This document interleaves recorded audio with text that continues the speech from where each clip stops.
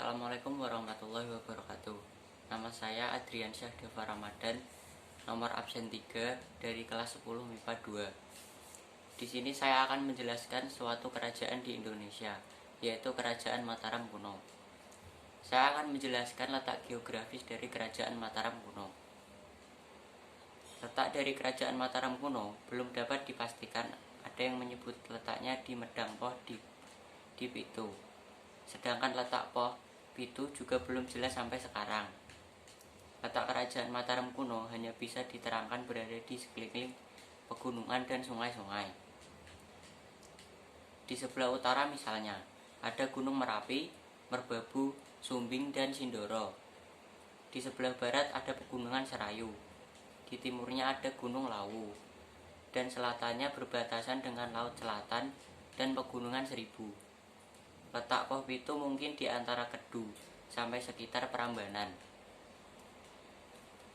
Kerajaan Mataram kuno terbagi menjadi dua dinasti, yaitu dinasti Sanjaya dan dinasti Slailendra. Saya akan menjelaskan yang dinasti Sanjaya. Kehidupan politik di dinasti Sanjaya berdasarkan prasasti Metyasih, Rakai Watukumara Dyah Balitung atau Wangsa Sanjaya ke-9 telah memberikan hadiah tanah kepada 5 orang patihnya yang berjasa besar kepada Mataram. Dalam prasasti Metyasih juga disebutkan raja-raja memerintah pada masa dinasti Sanjaya.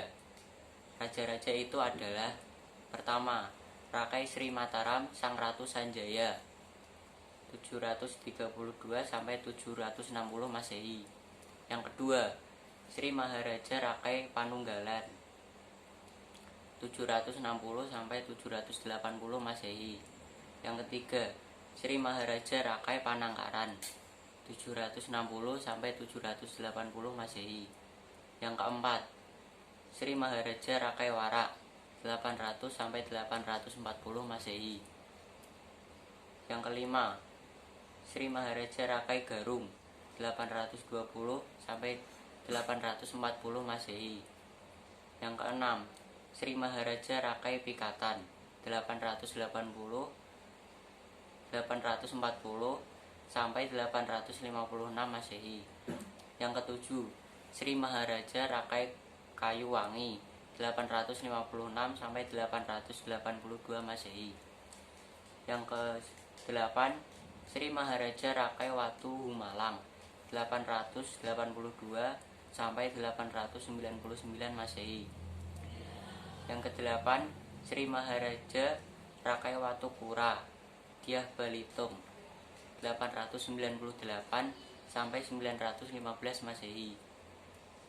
Yang ke-9, Sri Maharaja Rakai Datsotama 915 sampai 919 Masehi.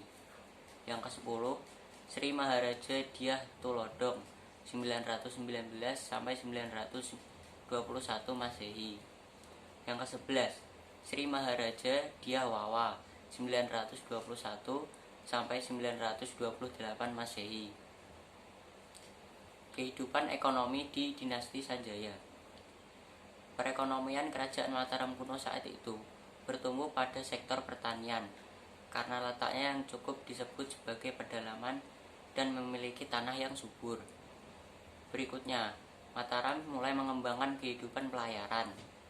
Hal ini terjadi pada masa pemerintahan Balitung yang memanfaatkan Sungai Bengawan Solo sebagai lalu lintas perdagangan menuju pantai utara Jawa Timur. Kehidupan agamanya berdasarkan prasasti Canggal yang menceritakan tentang pendirian lingga atau lambang Siwa, dapat ditarik kesimpulan bahwa masyarakat Mataram kuno Wangsa Sanjaya memiliki kepercayaan agama Hindu beraliran Siwa. Kehidupan sosial dan budayanya. Kehidupan sosial masyarakat di Kerajaan Mataram kuno sudah teratur. Terlihat dari sikap gotong royong mereka saat membuat candi bersama. Dua aliran kepercayaan yang berbeda, tetapi mereka tetap bisa bersosialisasi. Yang kedua yaitu dinasti Shailendra. Kehidupan politik pada dinasti Shailendra. Berdasarkan prasasti yang telah ditemukan, dapat diketahui raja-raja yang pernah memerintah dinasti Sailendra. Di antaranya 1.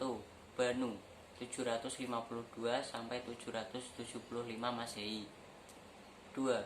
Wisnu 775 sampai 782 Masehi. Yang ketiga Indra 782 sampai 812 Masehi. Yang keempat Samarutangga 812 sampai 833 Masehi. Yang kelima Pramodawardhani 883 sampai 856 Masehi. Yang keenam Balaputra Dewa 883 sampai 850 Masehi. Kehidupan ekonomi pada dinasti Sailendra. Mata pencarian pokok masyarakat adalah petani, pedagang, dan pengrajin. Dinasti Sailendra telah menetapkan pajak bagi masyarakat Mataram. Hal ini terbukti dari prasasti Karangtengah yang menyebutkan bahwa rakyat Patapakuppalar mendirikan bangunan suci dan memberikan tanah perdikan sebagai simbol masyarakat yang patuh membayar pajak. Kehidupan agamanya. Sebagian besar raja-raja dinasti Sailendra beragama Buddha Mahayana. Hal ini menunjukkan bahwa agama Buddha telah masuk di Mataram. Dengan dibangunnya candi-candi Buddha untuk beribadah, maka dapat disimpulkan pula bahwa rakyatnya beragama Buddha Mahayana. Kehidupan sosial dan budayanya. Kehidupan sosial kerajaan Sailendra tidak diketahui secara pasti. Namun, melalui bukti-bukti peninggalan berupa candi-candi, para ahli sudah menafsirkan bahwa kehidupan sosial masyarakat kerajaan Sailendra sudah teratur. Hal ini dilihat melalui cara pembuatan candi yang menggunakan tenaga rakyat secara bergotong royong. Di samping itu, pembuatan candi ini menunjukkan betapa rakyat taat mengkultuskan rajanya. Dengan adanya dua agama yang berjalan, sikap toleransi antar pemeluk agama di masyarakat sangat baik. Sekian yang dapat saya sampaikan. Bila ada salah kata, mohon dimaafkan. Sekian dari saya. Wassalamualaikum warahmatullahi wabarakatuh.